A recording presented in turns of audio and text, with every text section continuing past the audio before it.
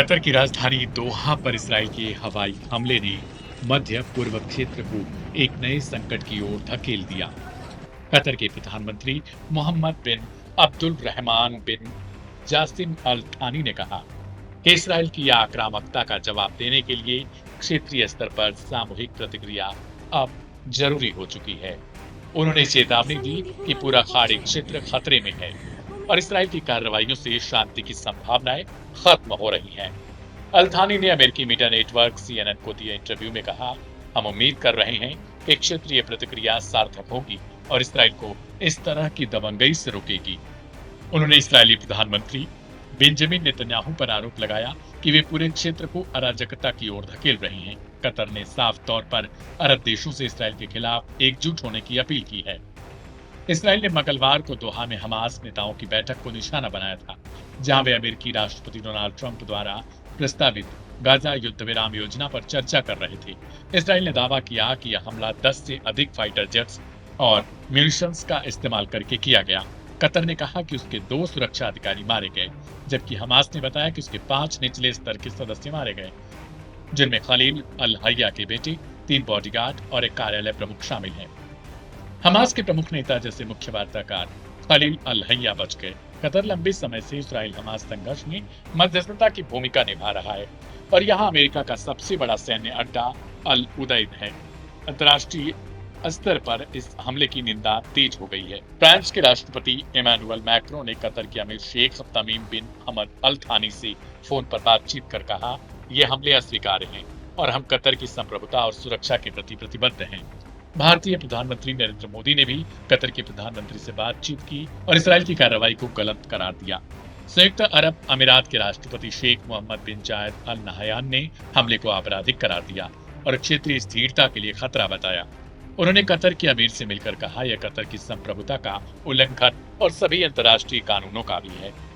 Kuwait और Jordan के crown Prince बुधवार को दोहा पहुंचे। सऊदी अरब के क्राउन प्रिंस मोहम्मद बिन सलमान गुरुवार को पहुंचेंगे। उन्होंने शूरा काउंसिल को संबोधित करते हुए कहा, हम कतर के साथ हर कदम पर खड़े हैं, बिना किसी बंदिश के। हम इसराइल के हमलों की निंदा करते हैं और अरब इस्लामी तथा अंतर्राष्ट्रीय कार्रवाई की मांग करते हैं। प्रधानमंत्री बेंजामिन नेतन्याहू ने हमले के बाद कतर समेत अन्य देशों को भी चेतावनी दे डाली। उन्होंने साफ कहा, जो देश आतंकियों को पनाह देंगे उन्हें या तो निकालें या न्याय के हवाले करें। अगर वे ऐसा नहीं करेंगे तो हम हमला करेंगे। कतर ने इसे देश प्रायोजित आतंकवाद करार दिया और कहा कि हमास का कार्यालय दोहा में अमेरिका और इसराइल के अनुरोध पर मध्यस्थता प्रक्रिया के तहत खोला गया। कतर के विदेश मंत्रालय ने नेतन्याहू की धमकियों को लज्जाजनक और लापरवाह करार दिया। दिलचस्प होगा कि आने वाले समय में आखिर किस तरीके से ये देश अब इसराइल के खिलाफ जो एकजुटता बना रहे हैं उसमें सफलता पाते हैं या नहीं।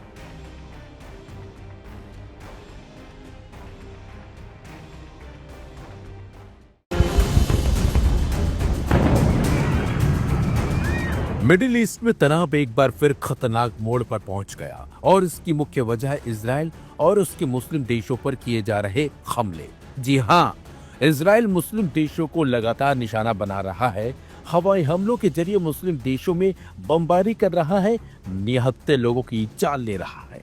9 सितंबर को इजराइल ने कतर की राजधानी दोहा में भयंकर बमबारी की, जिसमें कई लोगों के मारे जाने की आशंका जताई जा रही है। इन हमलों के बाद से ही इजराइल पर मुस्लिम देश भड़के हुए हैं। ईरान ने हमलों की निंदा की और कतर ने बदला लेने की बात कही, लेकिन ऐसा लगता है कि इजराइल को इन धमकियों से कोई फर्क नहीं पड़ रहा। यही वजह है कि इजराइल ने बुधवार यानी कि 10 सितंबर को यमन की राजधानी सना पर ताबड़तोड़ हमले कर डाले हैं। माना जा रहा है कि इन हमलों में भी कई लोग मारे गए हैं। बताया जा रहा है कि इजराइल ने बुधवार को यमन की राजधानी सना और अल जौफ में हूती विद्रोहियों के ठिकानों पर जबरदस्त हवाई हमले किए। इन हमलों में कई लोग मारे भी गए हैं, जबकि कई लोग घायल हो गए। सना में बुधवार रात हुए धमाकों से पूरा शहर दहल उठा। इजरायली वायुसेना ने दावा किया कि उसने हूती विद्रोहियों के सैन्य कमांडर सेंटर, ईंधन डिपो और अन्य महत्वपूर्ण ठिकानों को निशाना बनाया है। सना में हुए धमाकों की आवाज कई किलोमीटर दूर तक सुनी गई है। सोशल मीडिया पर सामने आई वीडियो में भारी तबाही और आग की लपटें देखी जा सकती हैं। वहीं हूती स्वास्थ्य मंत्रालय के मुताबिक इन हमलों में कम से कम 35 लोगों की मौत हुई है और 130 से ज्यादा घायल हुए हैं। घायलों में कई बच्चे और महिलाएं भी शामिल हैं। वहीं इजरायली सेना का दावा है कि इन ठिकानों का इस्तेमाल गाजा में हमलों के लिए मिसाइल और ड्रोन लॉन्च करने के लिए किया जा रहा था। इससे पहले हूथियों ने रेड सी के रास्ते इजरायली जहाजों और एक एयरबेस पर हमला किया था। सना के लोगों ने न्यूज एजेंसी रॉयटर्स को बताया कि हमला 2 पहाड़ों के बीच एक गुप्त ठिकाने पर हुआ, जिसे कमांड और कंट्रोल मुख्यालय के रूप में इस्तेमाल किया जाता है। इजरायली सेना के रेडियो ने बताया कि हमले के निशाने पर हूती मुख्यालय और सैन्य शिविर थे।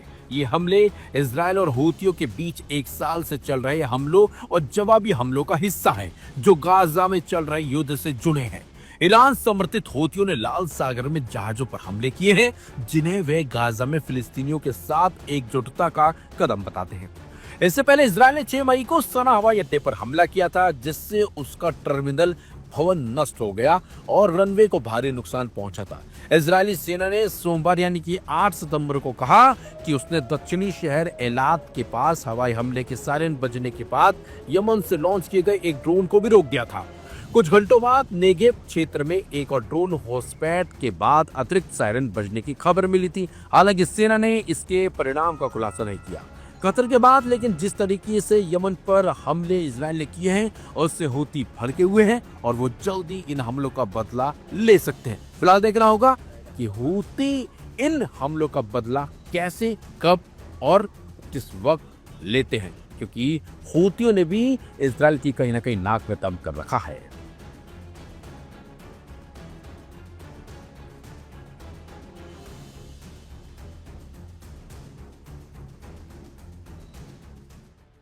ईरान के supreme leader ayatollah Ali Khamenei अपनी स्पीच में बार बार अरब मुल्कों को पैगाम देते रहे कि एक हो जाओ वरना इसराइल आपके दरवाजे तक आ जाएगा।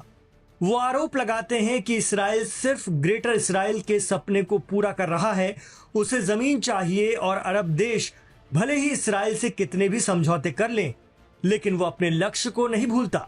इमाम खामनेई की बात सच साबित हो रही है। कतर में घुसकर इसराइल ने जिस तरह हमास नेताओं को निशाना बनाया है, उससे ये साफ हो गया है कि इसराइल अरब दोस्तों को भी कुछ नहीं समझता। अब कतर कितनी भी लकीर पीटे, कितनी भी बातें करे, कितना भी गुस्सा दिखाए, इसराइल और अमेरिका को कोई फर्क पड़ने वाला नहीं। उल्टा प्रेसिडेंट ट्रंप कह रहे हैं कि हमने कतर को हमले की खबर दी थी और कतर इससे इनकार कर रहा है। वो साफ कह रहा है कि ट्रंप झूठ बोल रहे हैं। जब ईरान अमेरिका और इसराइल के खिलाफ आक्रामकता दिखाता है तो यही अरब मुल्क कहते हैं कि ईरान इसराइल एक हैं, ईरान अमेरिका मिले हुए हैं।